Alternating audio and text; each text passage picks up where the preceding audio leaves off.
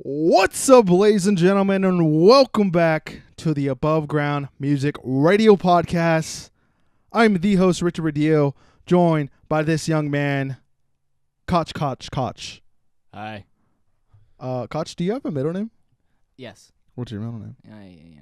No, not even that one either? Mm-mm. Okay. Well, this is a specialty. It's an enigma. This is a special way of introing it because Koch does not go by a first or middle name that I know of now. But our guest, like I said, is Koch from the band Joy Noise. Howdy. Welcome to the podcast, young man. How you doing? I'm doing well. Doing well. It's a Thank good you Saturday. for having me. I'm glad you're here. I finally got you here. I know. Yeah. Well, it was a little bit delayed because I don't want to go back to back on bands. We've had Jeff on the first one, so I kind of wanted to give it some time. And then the new EP just came out, so it was kind of like goodish timing. So it's kind of let this settle for a minute. Yeah. Well, the EP comes out, and then maybe we can hype it up again with this or something like that. Yeah. You know, it's a remind it's a the three process. people that are gonna listen to it again. Well, it's been in shout out a lot. I've seen on my personal Instagram it being like on the stories and whatnot, so that's good. Yeah, and then you that's and pretty your cool. little weird rants that you have on your own story. Yep. But anyways, if you didn't know, ladies and gentlemen, what the Above Ground Music Radio Podcast is, it's where I, the host Radillo, is joined by a guest from the Orange County music scene or just a random person. And we just shoot the shit on random stuff, and then we also show the world who this person is and have some awesome music, which is the first song of this podcast is your band. Yes. Which we featured several times. I think you're tied now for the most played on the podcast so far. Ooh. It's juicy. Yeah. Anyways, so this is Joy Noise, Growing Into My Bones. Enjoy. Bump it.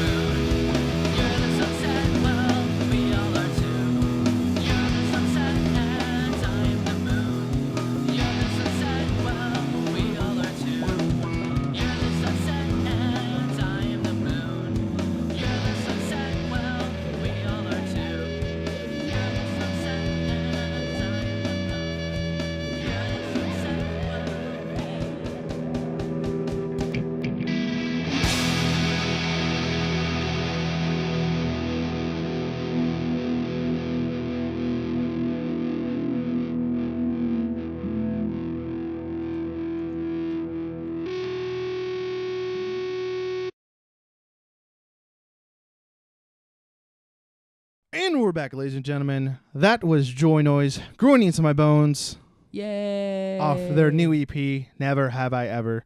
I've never, or EP You have titles. never ever? Oh, I mean, You no. never have I ever? Yes. Anyways, usually like the EPs for people's titles or like titles of EPs for bands, I usually don't remember them. Like even for like the Gnars, like one of my favorite bands, like I don't even remember. Stuck? Yeah, Stuck. Even though it's like really easy, but I never really remember like, oh, the new, like the last Gnars EP. Like I never like remember EPs at all. Even though I go to those EP release shows and I never remember after that. It's like it makes no sense. I mean, focus on the songs, I guess, is what's most important. Yeah, that is true. And I just bump it, I guess. Like you said, bump it. Like you gotta play it loud. Yeah. Let's get into the first topic, young man. All right. But before we do that, let's talk about how we met. All right. Real quick. Oh, the topic that's come up in like 3 of your podcasts. Well, yeah, I mean, it's always an interesting thing to talk about how my relationship to you is in a way, I guess. My favorite thing was when Rafa talked about how he met me and how he fucking hated me. He thought that I was like the biggest douchebag. Yeah, that was like your. That's why I was like really drawn to your band in the first place, the way Arlen described you when you played. Because I think I was out of town that week. I was in Texas, I believe. I want to go visit family. Yeah. You weren't there, and I remember hearing the story of Arlen calling you and being like, you missed this band. Yeah. The singer smoked a cigarette in the middle of the fucking song. yeah. Stuff like that. And I was just like, what the hell, dude? Really? And like being hyped up, and then we got booked again. I think maybe like the next month or something like that. Yeah. Not too long after. And I think you had your not the original bassist, but the bassist before Mason for that show, actually, right? It was one of our fill-in bassists. Okay. Before we had Mason. Okay. So after the bassist before Mason quit, we kind of jumbled between a few like fill-ins, and then we finally locked Mason down. Yeah, that was like, it's cool to like find out stuff like that when I talk to people. It was a funny process. Well, like my favorite part is like talking about people who are like, like I remember when they didn't have Mason in the band, they're like, Mason was not the original bassist? What? Yeah. Stuff like that. When people don't know stuff like that, I'm like, We had a couple bassists before Mason. Yeah. And then you had a couple names before. We also had a couple names before Joy Noise. But finding out those stories, like how you, the whole situation. Maybe we can get into that later at the end. Yeah, sure. But yeah, it was really cool. It was weird and awkward, I think, at first. Because you have I'm just weird and awkward at first in general. Well, I'm also weird and awkward when I meet someone new. Yeah. And I think Arlen actually introduced us together. Probably. I think so.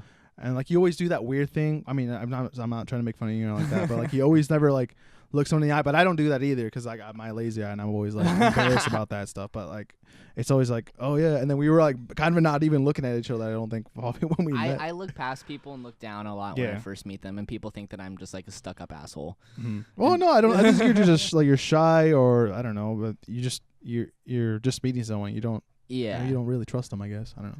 Yeah, I don't know. I get awkward when I first meet people. I'm not good at new people at all. And then we've known each other for like 2 years now, which is crazy, which is cool. So I'm just starting to not be awkward with you. You see? I guess. I don't know. You've been not awkward for a while with me, so. Valid point. Let's get into one of the ones that, because I always have the guests just have or send me topics that they can really talk about, and one that I really didn't know about you was that you've been writing music since you were 9 years old. Oh yeah. And I thought that was like pretty interesting because I think I've gotten that kind of specific like way it was written by, I forgot who it was, but they said they were like writing music since they were like 11. Mm-hmm. So I think it was Nathan. I think that's what it was. Oh really? So. Oh yeah, I heard that he's been on the podcast that he was on. He was talking about how he just had like a long kind of musical journey. Yeah. So like writing music since you're 9, huh? Like where do you even start? Because for me, this is gonna be a different one. I'm gonna break it down, I guess, on how you write, I guess, because it's kind of interesting. Yeah. Give me that feedback. That'd be interesting. Well, no, because when I hear from like when I asked Jeff, how do you guys like start a song? It's like, well, it's really just Koch comes in the studio. Sometimes he's late, sometimes he's on time, and then he sometimes just comes. He's a shitty front man and shows up like an hour late. Yeah, and he's like, he'll give us an idea, or we'll jam out and off of one of his like riff ideas or something like that. And I'm like, oh, okay. But yeah, how does the process work for Joy Noise? Thank you. For Joy Noise specifically, Yes. it's completely different every time. Okay. Sometimes I'll have lyrics first. Sometimes I'll have guitar first. Sometimes I'll have a riff and I'll just play it at practice and see if Jeff and Mason vibe with it, and then and just kind of I do this thing where I kind of play it off I'm just fucking around, and then if they vibe with it, then I'm like, okay, well then that riff's good, so I'm gonna go home and work on it. Mm-hmm.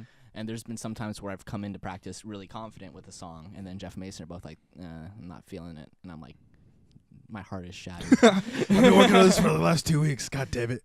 But that's how it works, though. Sometimes you could go, you could think that you have a fantastic song, and then you bring it in practice, and then it's not vibing, and you see all the holes in it, and you're like, okay, well, back to the drawing board. How can I either make this riff better, or how can I make a riff that's better than this? Because mainly, I mean, with me, Jeff, and Mason, it's more of like a, we work on the music part together, and then I'll bring the lyrics in later on, and they don't really know what the lyrics are until it's actually recorded sometimes. Oh, okay. Because I'm kind of secretive about that. Well, yeah. I mean, I would assume most people are like that, just because not that they're just nervous about revealing about stuff like that, I guess. Yeah, and it's funny. Jeff told me that him and his fiance Michelle like to listen to the songs while Jeff is mixing them, and they try to figure out what the song's about. Yeah. And I'll occasionally get texts from Michelle, just like, "What does this line mean?" And I'll tell her, and then she'll be like, "Oh wow, that's really sad." You're saying that. She did that with a sad song. Oh, okay. When we recorded sad song, we were still Bloom. She texted me and she asked me what a specific line was. I'm like, well, I guess it kind of means this. She's like, wow, that's sad. I'm like, I mean, it's called sad song. Yeah. So then, whenever you start it, do you what's it called? Say if you said you started off a lyric, do you kind of have something in your head already with the lyric when you? Sometimes it just kind of pops in my head. Okay. Sometimes it just kind of comes naturally. Sometimes, I mean, it depends on what I want to write the song about, really. Mm-hmm. If I want it to be a more emotionally driven song, or if I want it to be more of like a fun song, or like a don't give a fuck song, really, it all depends. It's all very situational. Mm-hmm. Like I just wrote one recently that I'm gonna try to jam out with Jeff and Mason at our next practice. That's definitely more emotionally driven. And so that kind of came really naturally because I was having a shitty day, and so like I wrote the lyrics like pretty quickly, and yeah, so it's really situational from song to song and from what it's about and all that stuff. So are you able to like think of a riff and then be able to like translate it onto guitar like real quickly, or like say you're like, wow, that sounds really awesome in my head, but like you try to do you have difficult time trying to translate it? I mean, to like guitar. If I have like a melody in my head, it'll basically be more of a vocal melody, and I have to figure the guitar out around it. Mm-hmm. But sometimes the guitar just kind of comes out, like I'm just fucking around, and I'm like, oh wow, that sounds cool. I don't know what I'm doing. I don't know what key this is in. I don't know shit about theory, but I guess it works. So it's like it's kind of like really random. Okay. I try not to force anything, and if there's a song that is forced, it either usually gets thrown out if it comes to fruition in practice. It usually ends up getting either thrown out, or I just don't ever bring it in because I'm like, this sounds too forced. All so right. you have to, it has to have a certain flow. How do you like remember? Do you write stuff down at all, or? I have, lyric wise, I always write my notes on my iPhone. I used to carry around a notebook, but that became a little bit too annoying because like if I'm in public, then I have to go sit down, break out a pen, write it down and shit. Yeah. Whereas if on my notes in my phone, I can just kind of, as I'm doing whatever I'm doing, type out whatever. Then you don't look weird. Yeah, and I don't look like super weird and shit. I don't get a lot of. Oh, what is this guy writing his next novel over here or something? Yeah. Or if I'm with Shannon, she won't be like, "What are you doing?" I'll be like, "Oh, just give me a second." Yeah. What about your music? The music, like the instrumental part. Do you write that down at all? No. No. No, okay. That's usually I'm really bad about actually recording whatever music parts I write, and so a lot of it, the times I forget it. And then I have to remember it. I'm like, fuck, okay, well, it started on E.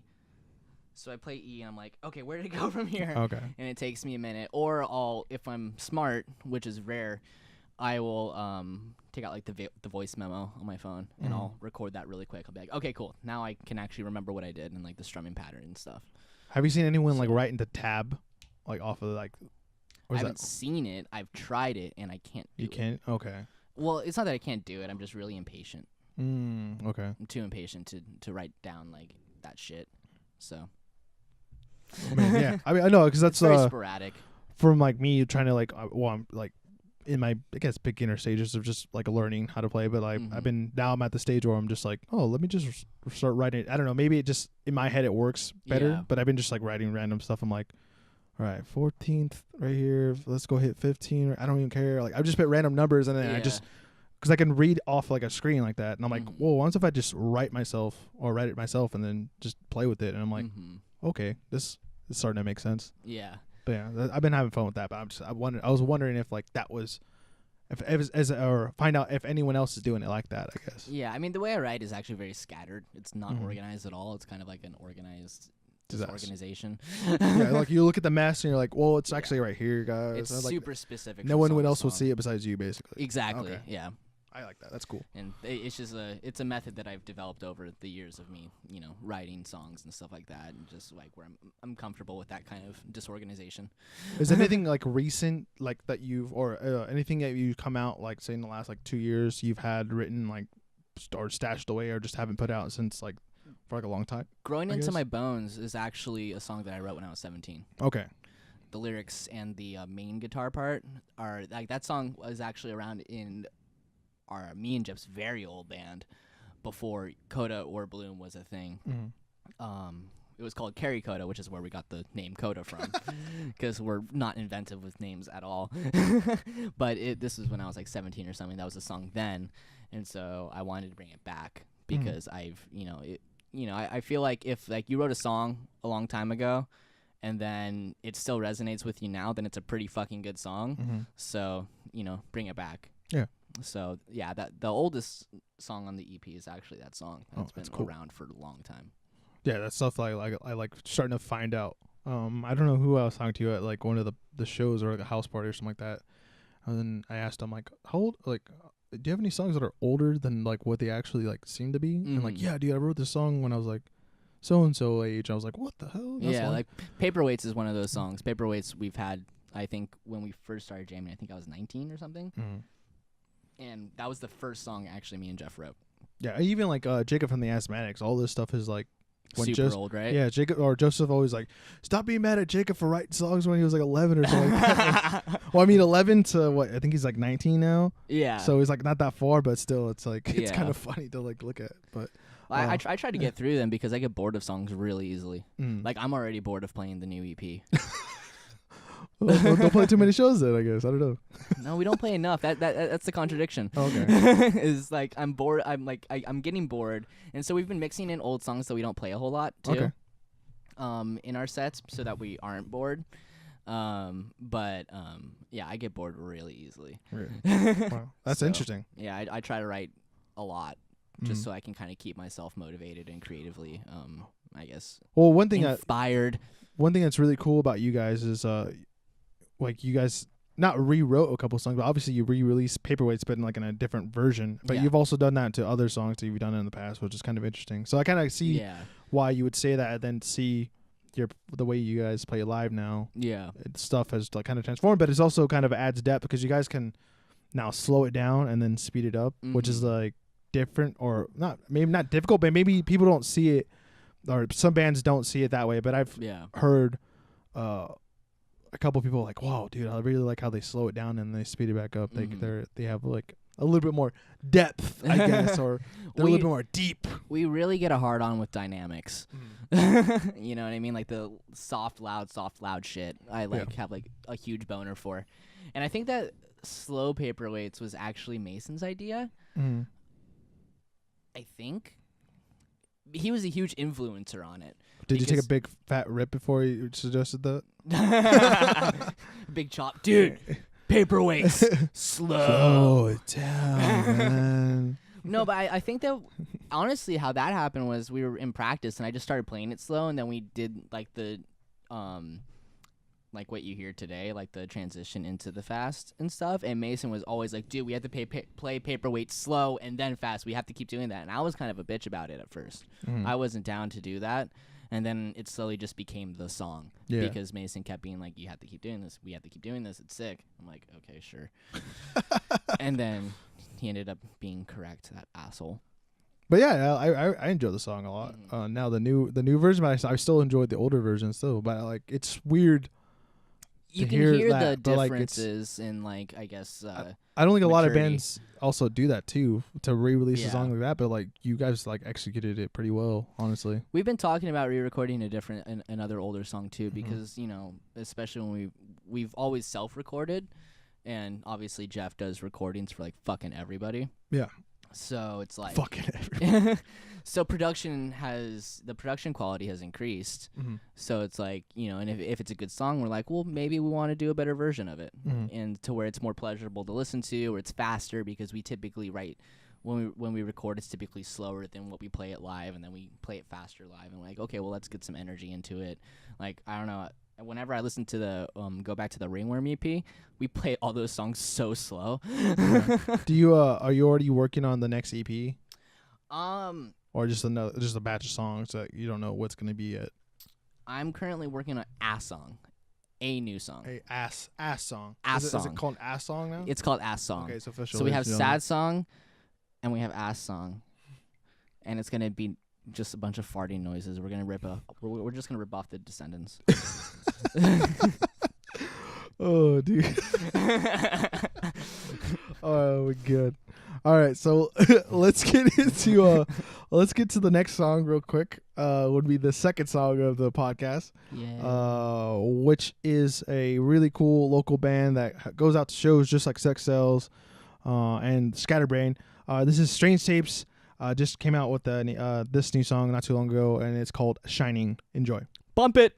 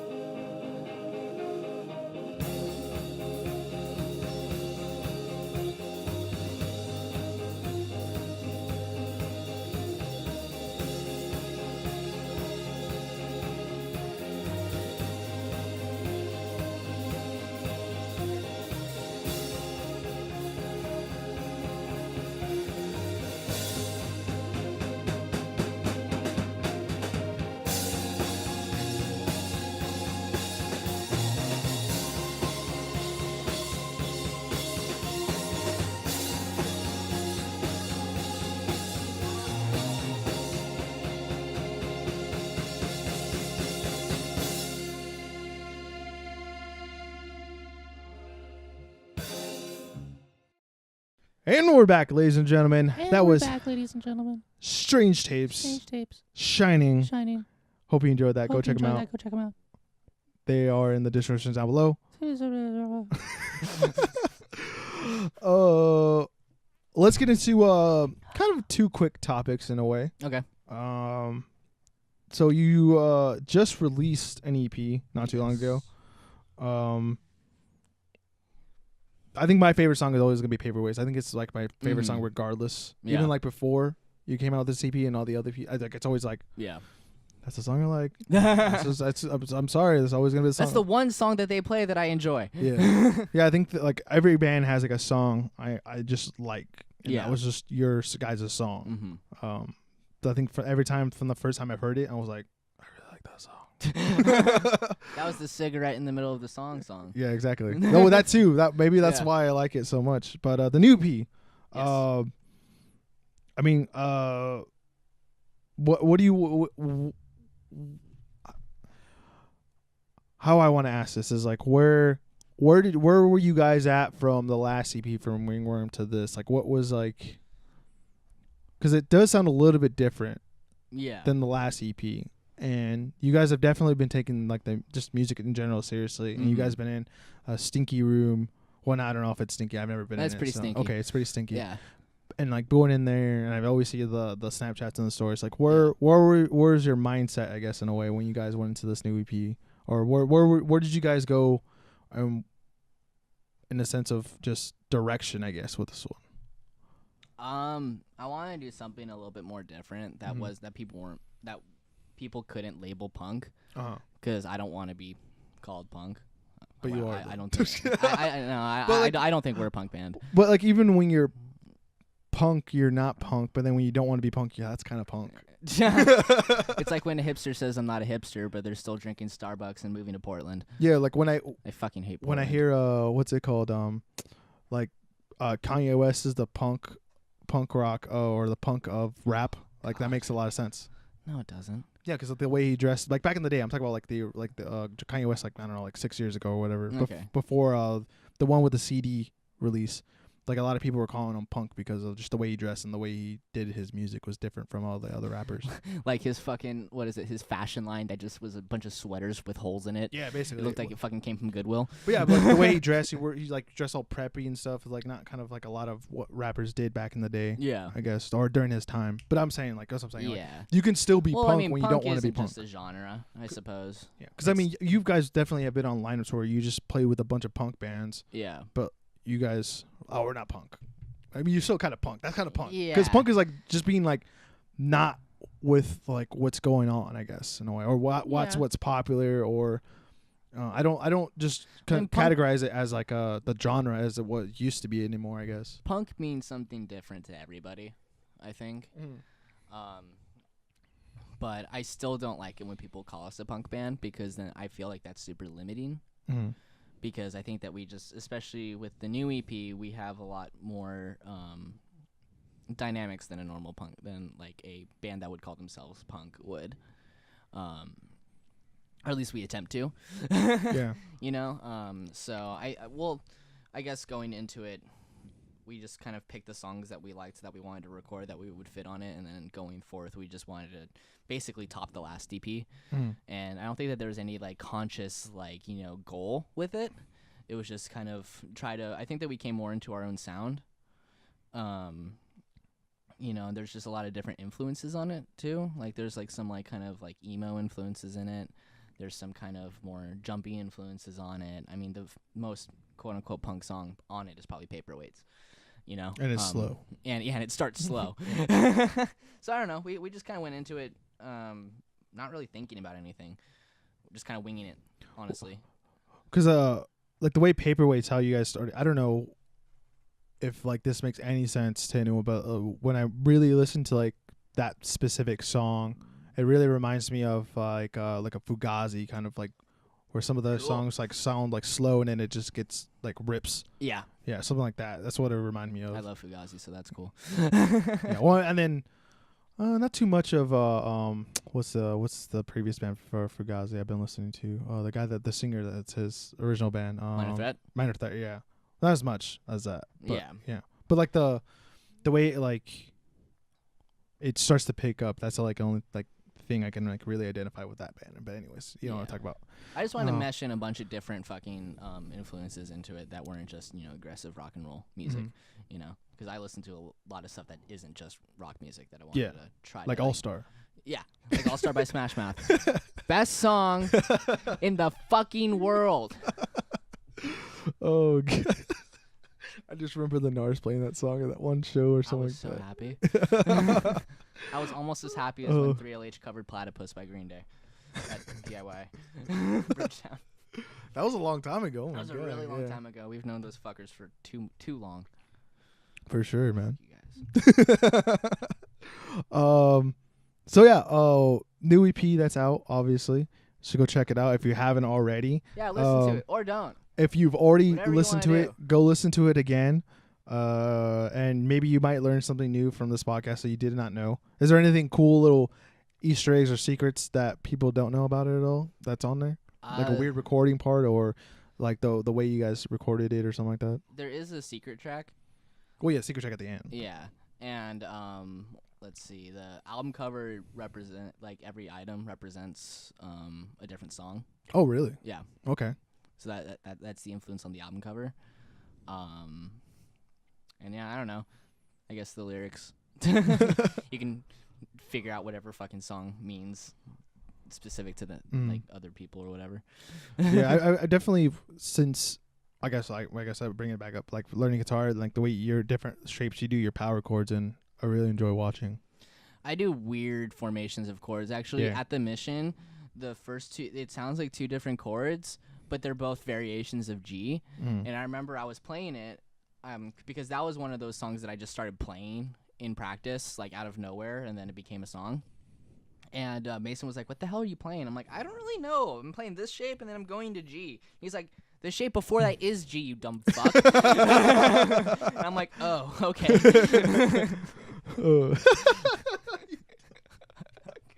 see him saying that right now, dude. Oh, now I'm gonna take a chop right now. You're pissing me off. Chops. Oh, good. All right, so that is your guys' Easter egg to go check out that album, I guess, and then figure out which items match which song, I guess. Figure out what key the songs are in, and then let me know. So then we kind of talked about how you wanted to make this EP not sound punk. So then let's go into your influences then. And you kind of talked about your influences while recording this, but there's a lot. So like where would you start, I guess, basically? Where does Koch start in his influences? Well, I started writing music like I told you at like probably around 9 or some shit like that. And I was listening to a lot of Green Day and a lot of My Chemical Romance. My Chemical Romance was my first concert, actually, on the Black Parade tour. Yeah, I remember that picture you posted of yourself, like in your My Chemical Romance get-up. I don't know. I was like 10, I think, or something like that. I had the emo-over. I had the skeleton fingerless gloves. It was fucking sick. I want to be that age again.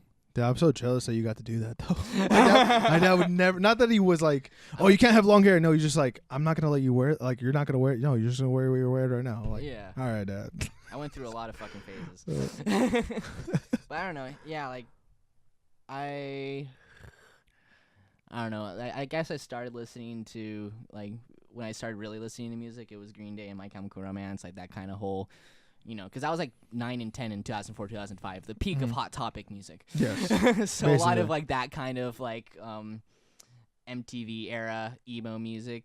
Warped Tour. Emo, yeah. Well, not like super Warped Tour-y kind of bands. Well, like My Chemical Romance is like kind of like one of the big Warped Tour bands, but they're not really a Warped Tour band. They're just like... They were a Warped Tour band, technically. They were on there for like 2 years. Were they? 2 or 3 years, I think, actually.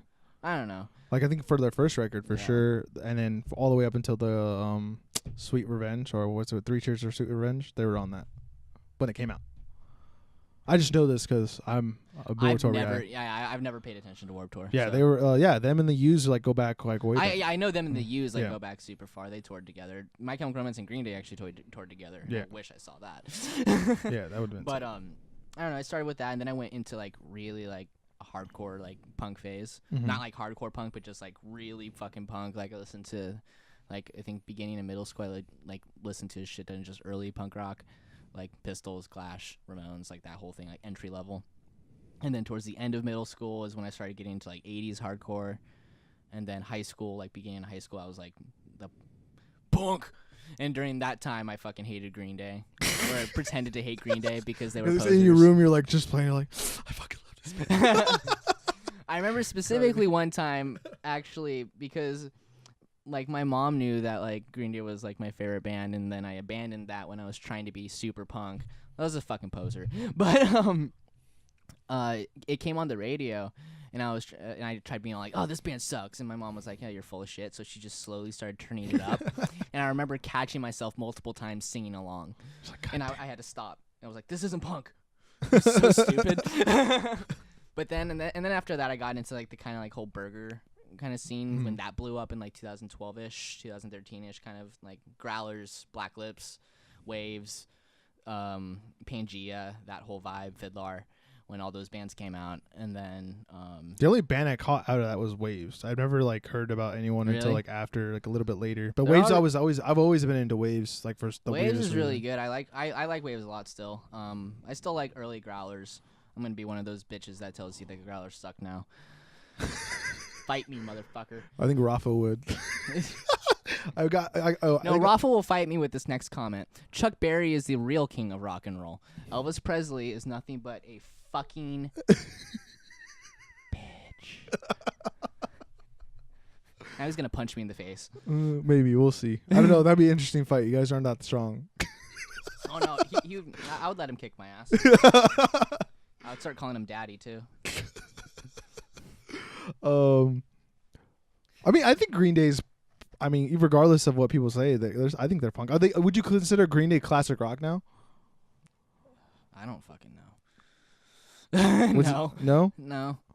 But then again, classic rock is also drifted into like Dookie and Nirvana. Yeah, that's what I'm saying. It's like music that's technically like almost. It makes me feel old. It starts when it's like. Oh no, they started in '86, technically. Yeah. So regardless, I mean, they're still pretty. They're in that realm of the late '80s, where a lot of people consider a lot of classic rock. Classic rock. I mean, I think the Black Keys were on a classic rock radio station. So that's fucking weird. Yeah. But I mean, they've been around since 2000, or actually '99, I think. Yeah, but that was not that long ago. I know, but I'm saying though, but like their music fits more into that realm. It fits more like with like White Stripes and the Strokes and stuff. That would fit on a classic rock radio station. But like Green Day is like, I don't know. I got in an argument with my Jacob, the guy there. So he was like, "This is not classic rock." I was like, "Yeah, but it's the definition of classic rock says late '80s. Green Day is '86. What was that? Mid '80s. It's like my dick." Yeah. I feel you. Well, yeah. But yeah, I mean, Green Day. I watched a recent video on like their their beginning history of like their scene and like how our scene is and like the bands they played with. They're basically like an oddball out, but like they still played punk rock shows and people still like did punk rock things and they still do cool stuff. Like the original venue, I forgot what it was called. They still donate money to them. They like bought them a whole new music system or something like that. So like they still have Gilman. I think so. Yeah. Yeah. So I mean. That stuff like is still pretty. I think that's pretty badass. But and they still, regardless of people saying like, oh, they're giving them shit and stuff, and like, oh, you guys sold out, but like, they kind of come back and kind of appreciate where they come from and whatnot. I guess is like I think that's cool. That shit's cool. I mean, you know that I know more about Green Day than a lot. Yeah. Well, I mean, like talking about it because it's not me. Yeah, you and Rafa are like the two biggest Green Day fans I know. So Rafa is such a closeted Green Day fan. He tries like so hard to like not have that show. Mm-hmm. But like I think that he's more so than I am. Like when Billy Joe was in Huntington Beach, he went to Huntington Beach. And like he straight up took a picture of like because I guess he took a picture by like some like pizza place in downtown, and Rafa straight went there and took a picture and was like, "Where are you at?" And I was like, "Oh my god, you're worse than I am." Yeah. Well, no, the way I found out how big of a Green Day fan it was we were at your house and he was talking or you were talking about getting tickets for Green Day shows like the past Green Day shows like recently, and he was like, "Oh, I went to that one." And then I was like, oh, okay, you went to a Green Day show, cool. And then he was like, oh, I went to that one too. I was like, okay, you went to 2 Green Day shows, cool. 3, 4, and I was like, yeah. You went to like every Green Day show you went to. I was like, what the fuck? I think This guy's a Green Day fan. I honestly think that he's worse than I am, and that gives me so much solace. Yeah. It gives me so much happiness that I'm not the worst one with with the Green Day fan bullshit. Yeah, well, like, cause, and then you want to hear it from Franco and the I wear it original more on my bassist. sleeve. You can tell that I'm like especially when I play. I've like straight up changed up my stances because The video incident. Yeah, the video incident. I put my guitar higher up. I stopped standing certain ways on stage because I'm sick of that fucking comparison. Well, anyways, like when Franco and then their older bassist Fabian talked about, they're like, yeah, we told Rafa, can we just stop playing Green Day covers? Or can we not play Green Day covers as much? I was like, oh, okay. If you go all the way back on the 3LH Instagram, one of the first videos is them covering a Green Day song. Yeah. And like you can see Rafa signal to Fabian to do a stupid little Green Day jump, and he does it. It's so terrible, and he has like the Billy Joe fucking Junior and shit too. Oh my god, it's so funny. But I mean, hey, that was his start, and then obviously he branched out like you have done as well. So yeah, we can't give him too much shit, but it's fun to look at. I'll give him all the shit. I guess I don't know because I'm like the opposite kind of, I guess, because like Blink and like I'm you're a Blink guy. Yeah, unfortunately. Fucker. I'm like, I love Blink, like Dude Ranch and older stuff, but not as much as the newer, like anything past that besides like the self-title. That's pretty much it. I think that everybody says that about every band that they got into when they were younger. Yeah, no, like for me, like my favorite band is Fools. Obviously, I got tattooed on it. Like I like their second album the most because I feel like their first album was just like kind of like they cracked the egg. Yeah. And then now they cooked it finally. But like the newer stuff is like, oh, it's good, but I like the second album the most. Yeah. So that's just me. Yeah, no, I feel you. It's funny because one of my favorite bands actually underneath Green Day, which competed with them for a while, but I probably put it number 2 is Pink Floyd, which people are really surprised about. Yeah, no, because I've seen your record collection. It's fucking ridiculous. I have a lot of Pink Floyd. Yeah, and then I have 3 Dark Side of the Moon records. Like regardless, like you still have like you have like one of the fattest record collections I've seen. Yeah. If you get invited somehow to Koch's house, make sure you check out the record collection and make sure he plays a bunch of records because that's what he did several times. Yeah, get me drunk and ask me about my records and I won't shut up. Yeah. You did. I'll you show what? you all like the rare ones that I have. The fucking my prize one is the Velvet Underground and Nico one, the original '67 one that I have framed. Yeah. With the banana peeled off. That's like my pride. That's like my pride and joy. That one, and then you have a couple nice Beatle ones too. I have Please Please Me and With the Beatles, both original 1964 UK pressings. Yeah, because Dennis was like, "Oh, I hope he doesn't drop that." I was sitting next to Dennis, and he was like, "Oh, dude, I hope he doesn't drop." I actually have an original '56 Elvis Presley record too, and I showed Rafa that, and I'm pretty sure he came himself. I wouldn't be surprised, honestly. Yeah, so I love that shit. And, I mean, with music, you can't limit yourself to a whole lot. So, like, I have, like, a very broad amount of influences. Like, I have a few rap records, too, if you were to look through. Well, I heard rap isn't, like, the best to listen to on vinyl. I guess it doesn't translate well. I have to disagree. I would say the older... I have a Tyler, the Creator record, and I fucking love it. Okay. So it sounds like the NWA qualities, like, makes sense. I would say the older records probably sound better than the newer ones because it's analog, technically. Yeah, that's true, I guess. I mean, you could say the same about every modern digital rock record that was made. It's still, it all translates onto vinyl differently. I think. Yeah, well, it depends on the band. It depends on the band and the recording quality. Yeah, I bet. I plugged this band a couple times. A band called Nothing. They literally. Oh, I love Nothing. That like emo shoegazy band. Yeah, right? they record everything on analog. Oh, really? Yeah. I didn't know that. Yeah, that's why the reason. I have one of their records too. I think it's Tired of Tomorrow or something like that. I have like something of everything. I forgot what it's called. Okay. I haven't listened to it in a while, but that's actually I really like that band. I just recently got into shoegaze too, and like kind of like noise rock, which you can kind of hear on the new EP. You can kind of hear, especially in Growing Into My Bones. There's a lot of reverb and delay, and just like really noisy bends that I do, which is very Sonic Youth influenced. And yeah. Let's get into the third song of the podcast. Is that all right with you? No. No? Okay, that's too bad.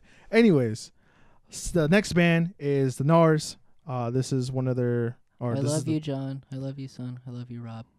I just confirmed that I'm gonna record them next month. Really? Yes, I can. Yes. But this is the Gnars Deportation. Enjoy.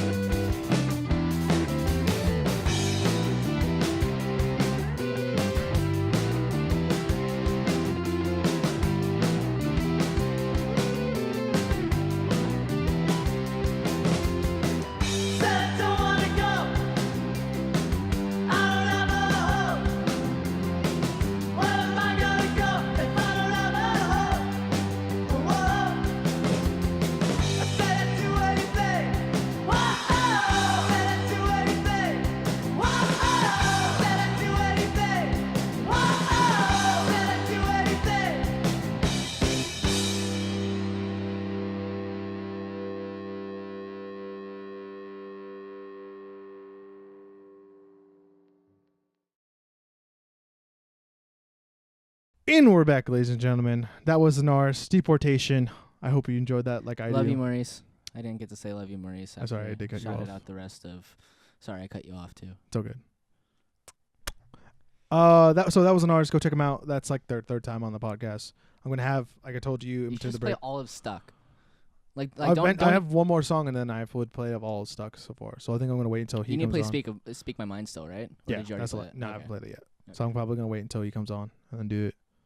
But then if I ever do this podcast all the way up until my birthday podcast will have Paul's Stroke on it. The song that they don't like to play anymore, but I don't care. Just give him a good middle finger. Yeah. And they're like, "Oh, you can play, Richard. It's okay." I'm like, Fucking love those assholes. yeah, I do too. They're the best. I can't even call them assholes. They're not assholes. Yeah, they're not. They're not even close. It like almost makes me mad, but then I just give John a hug and it makes They're me like feel better. the model of what band should be. Yeah. Good and nice. Yeah. They can actually play their instruments. When they fuck up, you can't tell. Yeah. And yeah, they're beautiful Yeah, humans. they are. And they give sweet hugs. They really give sweet hugs. Mm-hmm. All right. Shout out to the ego-loaded frontman. Nobody knows what the fuck that is, but they will know. So we're gonna get into the reoccurring question that we're gonna get into promoting. All the children that are gonna kill me. Yes. So you're a. I listen to every podcast. I have no life. Well, I was gonna say you're the Except for number with one fan. Shannon, my love. So we're gonna get into our reoccurring question, which is not a fantasizing of killing little kids kind of question. It's just a fun like way of just lightening the mood, even though it's already been lightened. But if you're in a scenario, Koch, Yes. where you are being surrounded in the middle of a field by 7 to 8 year olds, and you're gonna die anyways, right? Regardless. Mm-hmm. But before they take you out, how many of them you gonna take with them? So do I Or know with this? Do I get to prepare for this? Or like am I going into it knowing that I have to, face this situation? Or am I just walking down the street and this just fucking happens? Oh no, you just get like dropped into like a middle of a field like randomly. Am I told that what's gonna happen though? Kind of. Kind of? You kind of get like an instinct kind of like feel. Okay. You're like, oh wow, these kids are gonna kill me right now. Okay. I could probably take out small children. I don't like small children. So that could be definitely a influencer. I'm going to say a good 4. 4? Yeah, Okay. a good 4 children.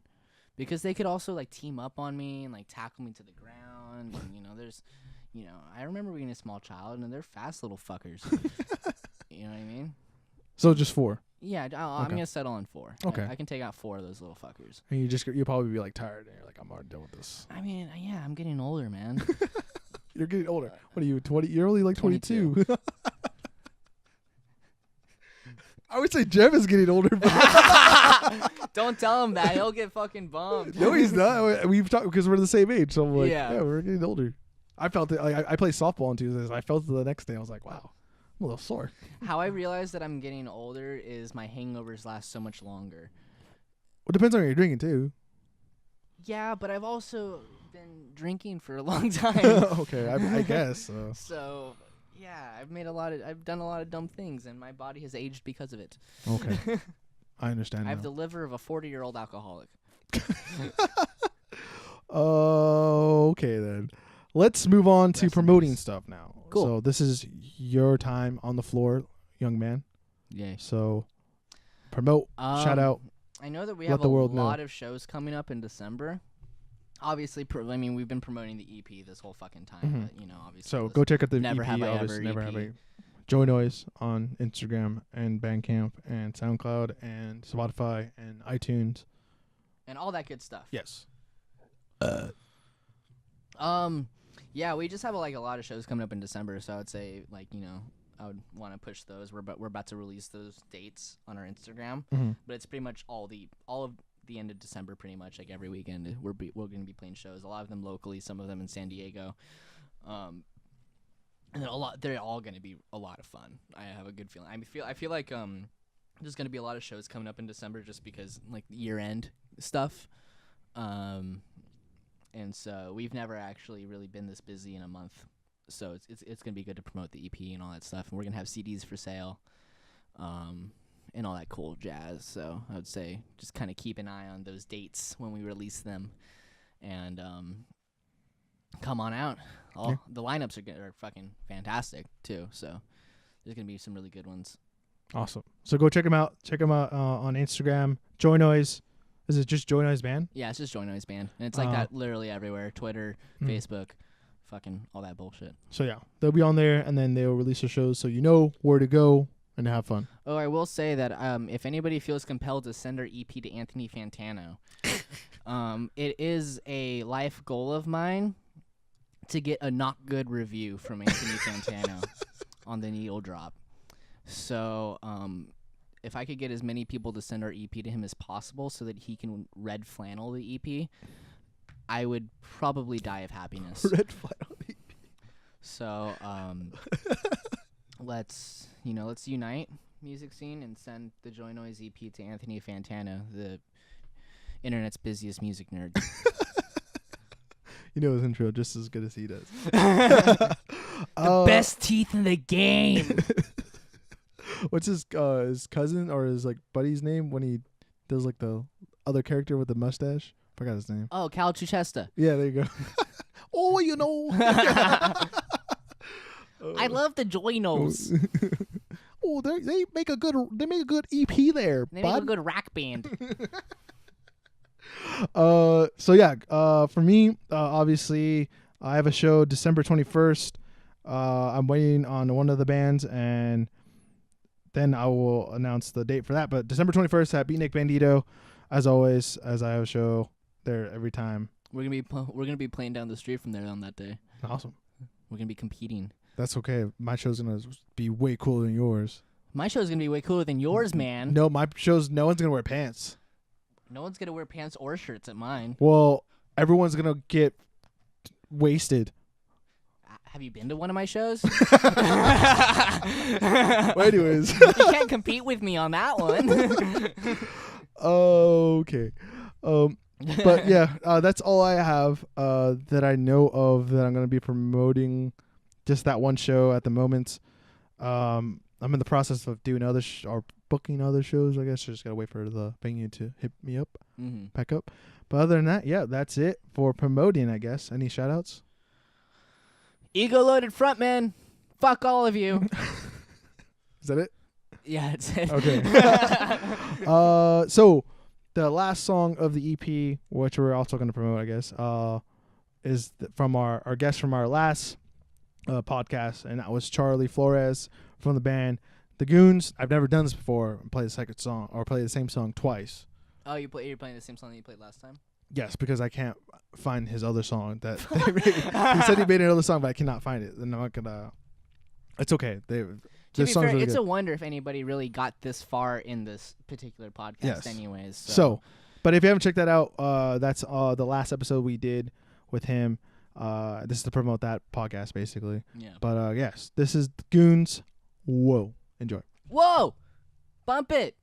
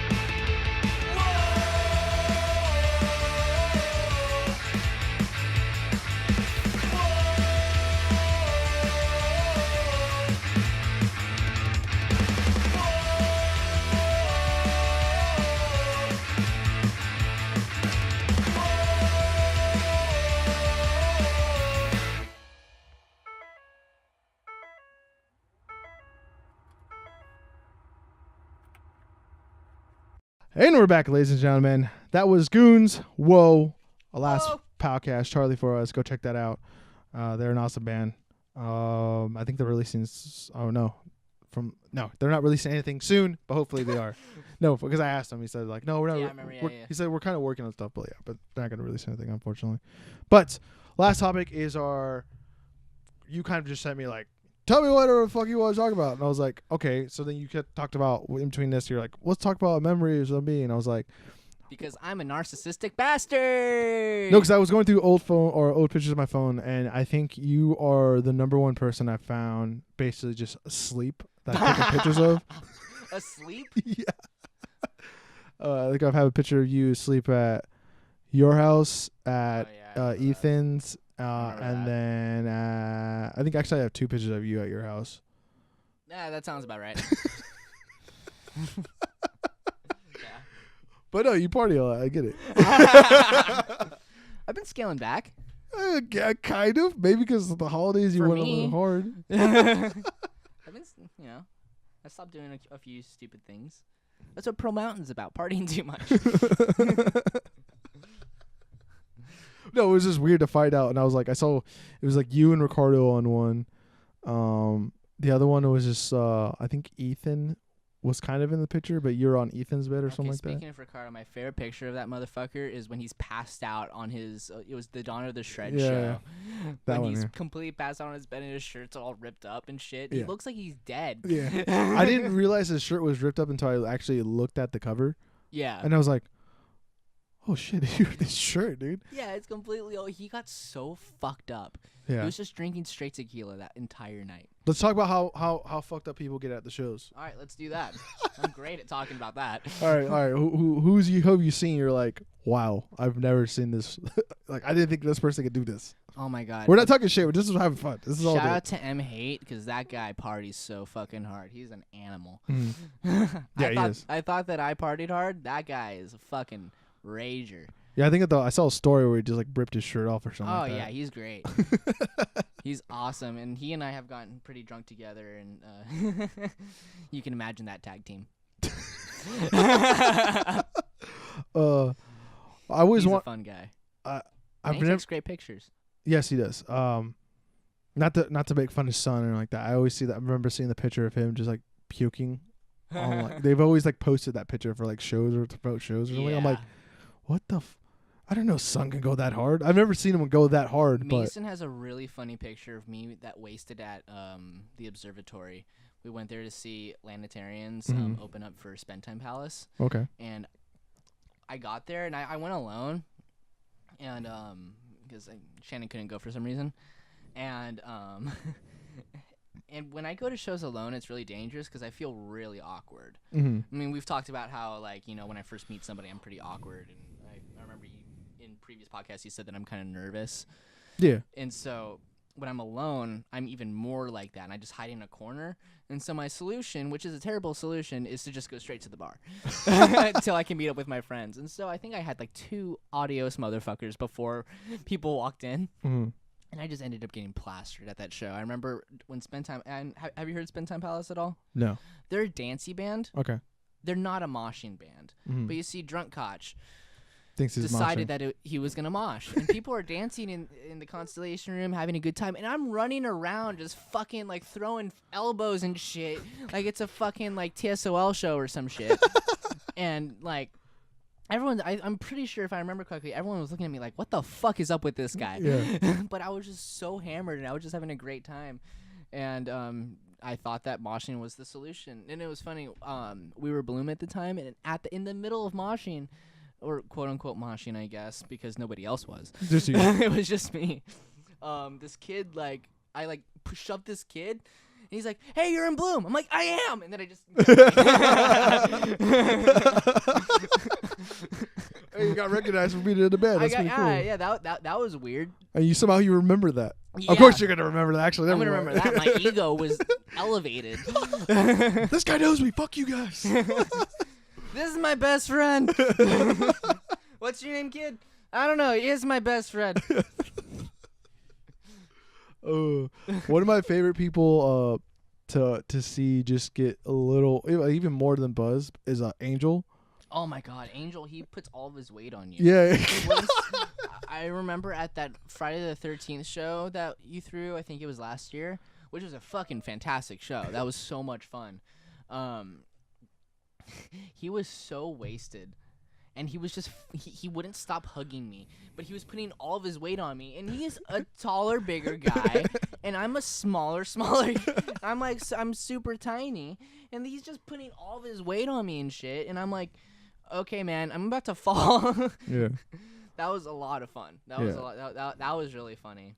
Like we said, Ricardo's hilarious when he gets too trashed.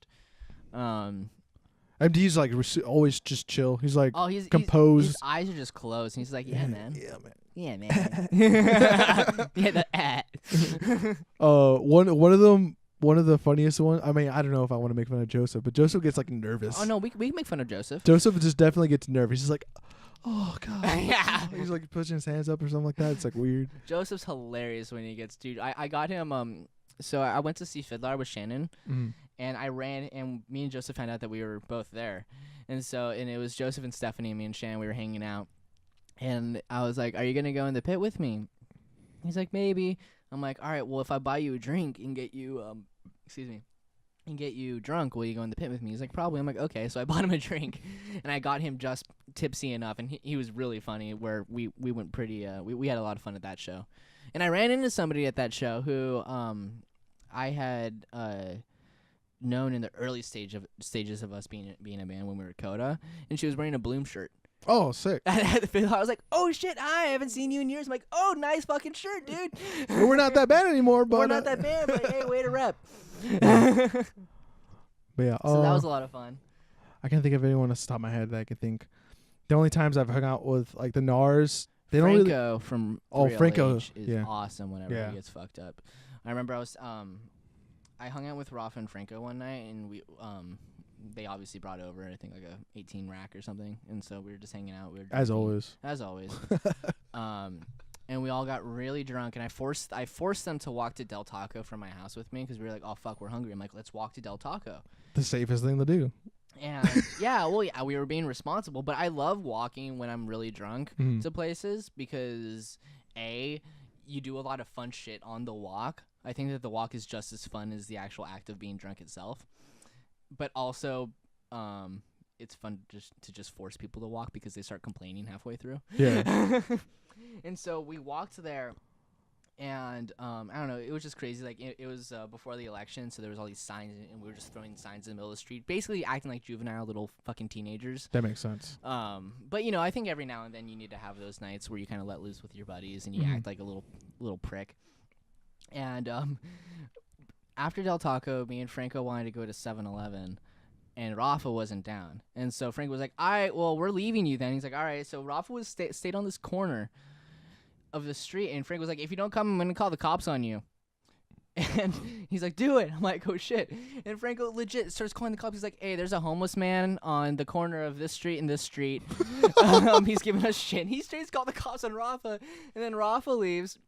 We find Rafa over like this bridge, like over this like kind of like fucking like water area, just hanging out. And like it was like one of those nights. And I was telling Shannon about the next day. She's like, "Oh my god, you found people just like you." And she was so scared. Oh god. That was a fucking fun night because Franco was he's always wilding out. Yeah. He's a wild motherfucker. Yeah, I always remember like the visual that I always have of him ever. It was at the Sound Matrix where he just comes rolling it on an 18 pack. In the wait, no. Oh no, he was with Ethan, that fucking Camaro, right? No. I'm talking about when you just came through the door, and it was on like a dolly, like a flat dolly, and he had an 18 pack on it, and he was rolling up around it, and he was like handing people beers and stuff. I was like, "That's Franco right there, dude." No, dude, I can't say how many times he's come up to me. He's like, "Hey, you drinking tonight?" I'm like, "No, I don't really want to drink tonight." He's like, "Well, that's too bad." And he just hands me. Yeah, he's like, "I'm gonna fuck with beer today." Yeah, I was just like, "Fuck, okay, sure, I guess now it's free." But yeah, I don't know. All those guys are a lot of fun to just party with, and I remember hanging. I just love hanging out with like Rafa and John and Joseph and all those guys. They're always so much fun. Yeah. Also, fuck you guys if you're listening. I hate all of you. Oh. Actually, the one that's a rarity too is Jeff when he gets a little buzzed or drunk. Jeff when he gets drunk is the funniest thing ever. He will never stop talking about this band called the Broncos. That's from that's from San Francisco. He will not stop talking about that. And he gets his, you know how he's kind of pigeon-toed? Mm-hmm. He gets more pigeon-toed when he's drunk. And he just has really funny mannerisms where he like he just won't shut up. Yeah, he talks a lot more, yeah. Yeah, he talks a lot, which is funny because I don't talk as much when I'm drunk. I talk a lot when I'm sober because of the whole just I think you have like a word limit when you're drunk. I do have a word limit. I can't like my You skip vocabulary words. completely decreases when I'm drunk. Because I slur so easily. Mm-hmm. Like within 2 beers, I won't even be like drunk or tipsy, but I'll be like a slight buzz. Mm-hmm. But I'll just lose function of my body. Yeah. Like that's just so people think that I'm a lot drunker than I am sometimes because I start slurring really early on. But yeah, that's really funny. Yeah. Because I remember even he just like talks about weird stuff. He's like, I never thought about this, and then like, I forgot what it was, and I was like, what the fuck did you just? And he didn't like. Yeah, you just pay attention more to him when he gets more drunk. When you're partying, the best person to have around though is Dylan, because he doesn't party, but he's a weird motherfucker. Yeah, but he doesn't even drink either, too, right? No, he doesn't do anything. Yeah. Anymore. Like I remember the Jurassic Shark show, and it, like Theeradillo was playing, and like the weird stuff he was like splatting off. I was like, what? That's just who he is. I know, It's but hilarious. I know, but I was like, oh, Dylan's here, guys. No, if you ever want to be like, if you ever are like stoned as fuck or something like that, or like on some kind of a mind-altering substance, and you want to be tripped the fuck out, excuse me, Dylan's your man. Mm-hmm. I can't tell you how many times in the past, like I have like been like, you know, I smoke. I don't smoke weed anymore, but when I did, I'd most likely be around him. And I can't tell you how many times I've been stoned and he has just said something and it just brought me to a new level of what the fuck. Of just like it just completely destroyed the rest of my night because I won't stop thinking about this one thing that he said. And it's just like a simple, like probably like 5-worded sentence that'll just fuck up your night. Yeah. It's really funny. Makes a lot of sense. He has a gift of tripping people out. Yeah. And it's really funny when he doesn't know, or when the people don't know him, so they don't even, like, he still trips me out, and I've known him for years. Mm-hmm. But when people don't know him and he trips them out, that's when I get enjoyment out of it. Yeah, we've talked for a while now, like, constantly, but, like, before I'm always like, oh, that's Koch's friend, Dylan. Yeah. Like, I think I forgot who it was. So I was like, who's that guy? I was like, oh, that's Koch's friend, Dylan. Yeah. Like, oh, that makes sense. Yeah. That's So usually how people were like, oh, okay, this guy isn't some random ass weirdo. It's Yeah. just like, oh, no, yeah, he's with me. They're like, That makes sense. He's with you. It's funny because we're both really awkward motherfuckers, like when it comes down to it. And so we both do very weird things to combat our like kind of like nervous, awkward feeling just throughout life. And so he does it by yelling that he has a small penis, or yelling, you know, that it's not gay, it's homosexual. And I do it in different ways of, I don't know how the fuck I do it. That's up for other people to observe. Yeah. But yeah, and Jeff's known him longer, but yeah, Dylan's a great guy. Yeah, and then I definitely, if you get Jeff drunk, he'll definitely talk about his penis. Yeah, they're both. We come from a very strange friend group. Yes. Of many inside jokes that people won't understand, but that we say anyways because people won't understand it. Yeah. So we just like to see the people's reaction. Well, it's just like I'm kind of like you guys, but in my friend group, I'm like the crazy one apparently. Really? And like, well, because like when you guys say dick jokes, I'm like, I can't use dick jokes now, dude. Like, I'm like, you guys took my spot, bro. You took my way of making other people uncomfortable. So yeah, I'm like, I'll be the chill guy in the corner, I guess. That's fine. I don't care. It's always funny when you're used to being like the more kind of out there, I guess, one of your friend group, then you go to a friend group and then somebody tops you and you don't know what to do with yourself. You're just like, okay, fuck, what? Like, am I lame now or something? Like, do I have to like start? Like, am I the eat your ass out guy now? Jesus. Yeah. Do I have to start talking about masturbation now in order to kind of level up here? Yeah, I always come up with like weird jokes. Like the other night, I was talking. I think it was to my sister, and I was just saying that this is a weird joke in my head, and I was like, "Oh man, this would be a cool comedy bit. Like, you know, it'd be really nice."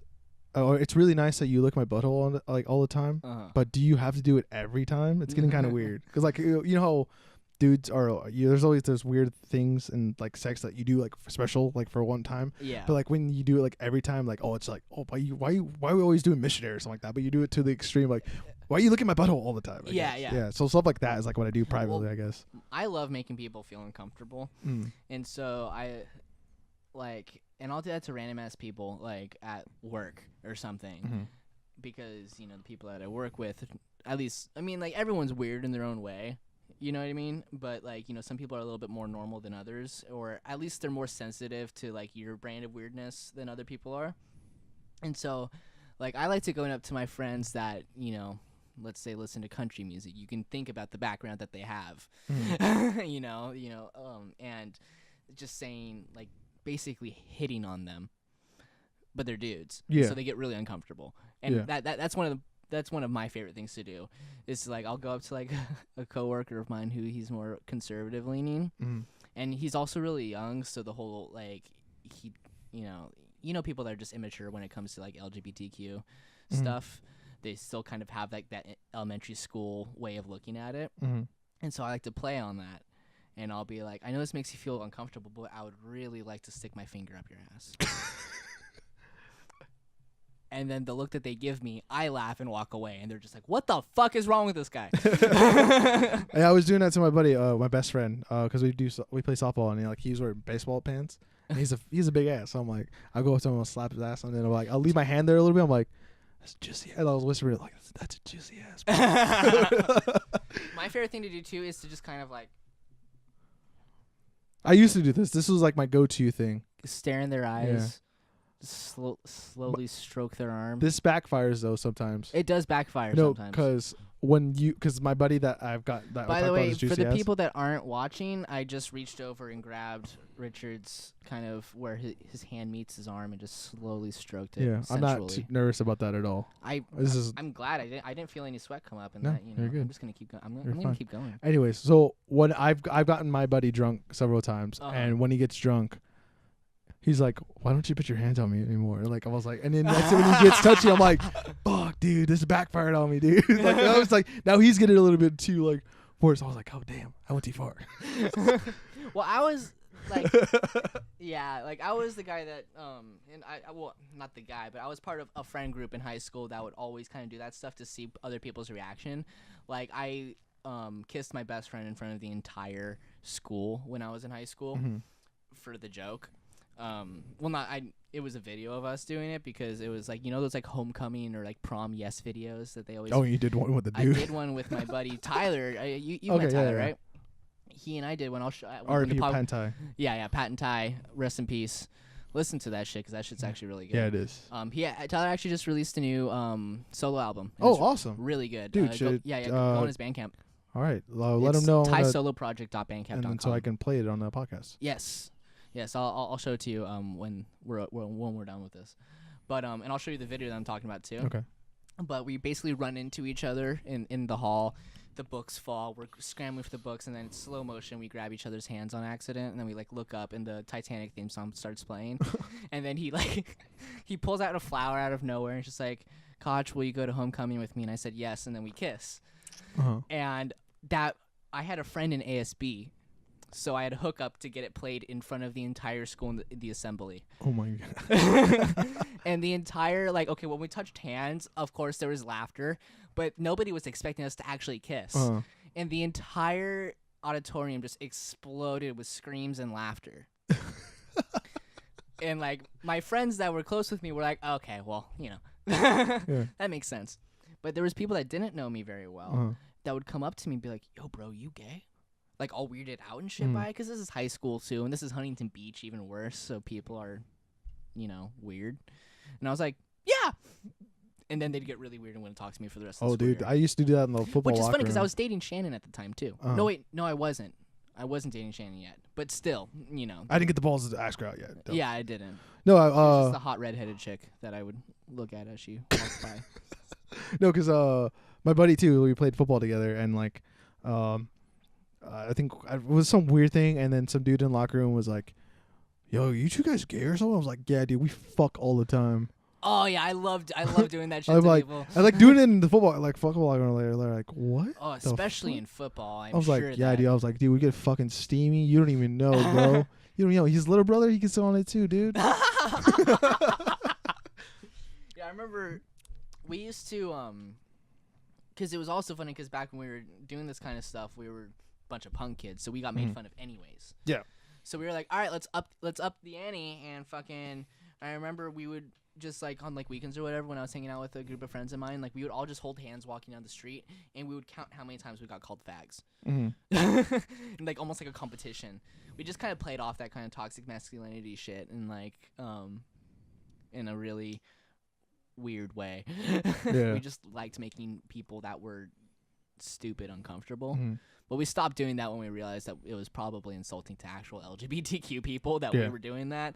So after that we were like, when you grow up and you realize, you know, that things that you do can be insulting to the people that you're not trying to offend. Yeah, because he was pretty homophobic when I like was like friends with him, but now he's just like, that's just like, I'm just used to it now. That's like him. So it's kind of weird because like even the softball game we had like 2 weeks ago, I think.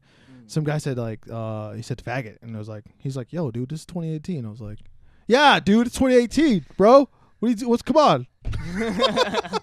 There it is. Very good.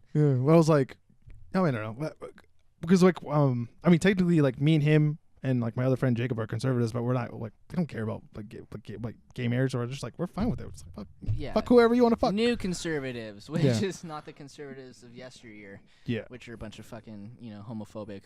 Well, I don't know. It depends. Because like my dad like grew up conservative, but like he worked in West Hollywood at Cedars-Sinai, and like since like you just gotta, I think it's all it is like being around those kind of people, kind of just like, whoa, wow, they're just people, dude. Well, once you get exposed to more different groups of people, then that's when your prejudices go away.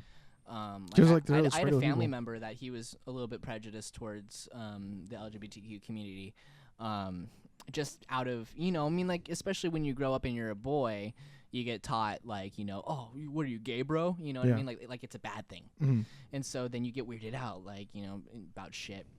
And then when you get exposed to it more, then you're like, oh, well, that was a dumb feeling to have. Like I said, my relative, he was like that, and then he started working around, you know, in that area, West Hollywood, and he was being exposed to that community more. And then another relative of mine came out as part of that community. And then, you know, the prejudice just went away. Yeah. You know, once people realize that people are real people, they tend to, you know, they remember how to humanize other individuals. It's also like people are just, they're kind of dumb over stupid things. Or they're just like, they're kind of like that over stupid things. Like all they do is just like look at what it is, I guess. Yeah. I watched this like weird Vice documentary on this, they did like this guy goes to like different areas of the world and different groups. He went to like the white supremacist place, and one of the guys is like only a white supremacist because his wife was cheating on with a black guy. And that's the only reason why I didn't like black people. And I was like, that one thing, that's it? That's the reason why? Dude, that's so stupid. Yeah, I mean, it's so dumb. People get prejudiced because of that stuff, because it's just like, it's easy to blame. Yeah, I suppose, you know, which I think is just ridiculous. But and he has like a half, and then and what's it? No, his one of his kids is like half black. So he was like or before that marriage, he was with he had a relationship with a African American woman, had a kid with him, and then obviously didn't work out, but then had another kid with another lady. And I was like, so stupid, dude. That doesn't make no sense. Yeah, it's your own fucking kid. Like, so you don't like your kid being born? Because that's like that belief is like inbred, or not inbred, it's hybrids and stuff. If you ever have like a homophobic friend, just bring him to a gay bar. I don't even know about that. You just gotta like, I've slowly. No, but they'll realize that they're just fun. Oh yeah, they are. Yeah, gay people are the best, dude. They're so much fun to hang out with. I have a buddy that used to hang out with. Dude, it was like the best times, dude. And then also the weird thing about what you don't find about gay men, they do not like vaginas at all. Yeah. They fucking hate it. So he'll be like, "Oh man, I was sucking this guy's dick." And then I was like, "Yo, dude, I was eating this girl's pussy." And then he's like, "Oh, stop!"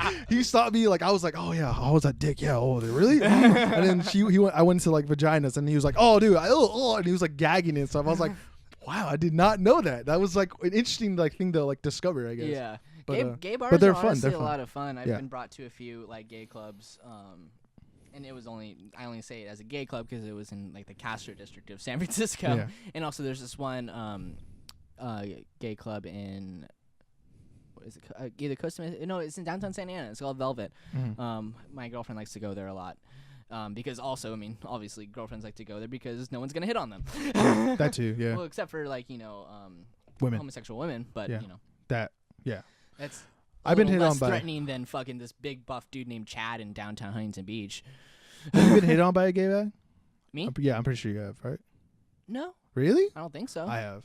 Shannon And trans. and trans. It's I was kind of like, damn, dude, I'm hot. I felt like my ego went up. I was like, oh shit, dude. It's like I'm straight, but thank you. Yes, that's exactly how I was What's like. your name? You want to talk more? I was like, I really appreciate this. Honestly, you made my day. I'm sorry that I hope I don't ruin you or trying to make you feel embarrassed, but thank you very much. Yeah. Well, it's because usually when I go to those places, I'm with Shannon. Mm-hmm. And so, I mean, and honestly, I just like going places with Shannon anyways because I don't get talked to. And I'm not saying that people are going to hit on me or whatever, that it's a hit on thing, but it's just like when you go to places with people just don't talk to you. And it's fantastic because I don't like, I get weird when people talk to me. Like after shows, I don't like being talked to. I'm sure you've noticed. I just kind of hide in the corner with Shannon. It's fantastic. People just go talk to Mason because they also don't think that he's an asshole because the way and he also hands stage. out free chops. Yeah, and he hands out free chops and free bong rips. Yeah. So that's always a plus. Yo, Rich, you want to? I was like, yo, dude, you are like at a level I am not. It's not even. I can't even obtain that in my lifetime. It's insane. But yeah, it's really funny. Yeah. But yeah, so I like going to just anywhere. I don't know how we evolved into this conversation. that was perfect, dude. That's fine. But I think the moral of the story is go places with your girlfriend or your boyfriend so people don't have to talk to you, or so you don't have to talk to other people, because then unless you want to talk to people, whatever you want to do. I'm just gonna stop talking now. Okay. Do you want to end it? I guess if you want. I mean, I'm asking you. I don't have. I still have 30 minutes before my next one, so. Ooh. I don't know. Can you think of something else that you want to talk about? I can't think of anything off the top of my head right now. How about this? How about we pause this real quick? I go to use the restroom, and then if we can't think of anything, then we'll end it. Okay. Okay. Let's pause it. Okay. The restroom is the first door on the left. Thank you. And we're back. Okay, so Just took a mad shit. we did really? Yeah. That was quick. Thank you. I tried to rush. I usually only take I usually take a long time in there. Okay. Well, anyways, was gonna say, how about this? The next time you come on, you're allowed to ask me questions on. Ooh. All right. So I'll allow that option for you, and then I'm to gonna anyone bring else that we've cue had on. cards. Go ahead. I don't give a fuck. Ooh, that'd be fantastic. I would love that. You can do. You ask me whatever the hell you want, man. Excellent. So that's it then, right, dude? Yeah, it's it. We're done. Awesome, man. That was I really enjoyed that. And he's ripping up if you're not looking. I'm just being neurotic. Thank you guys for a guy. Oh my God, outro is already being butchered. Thank you, ladies and gentlemen, for listening to the Above Ground Music Radio podcast. If you haven't already, please consider liking the video. Consider subscribing to the College Avenue channel.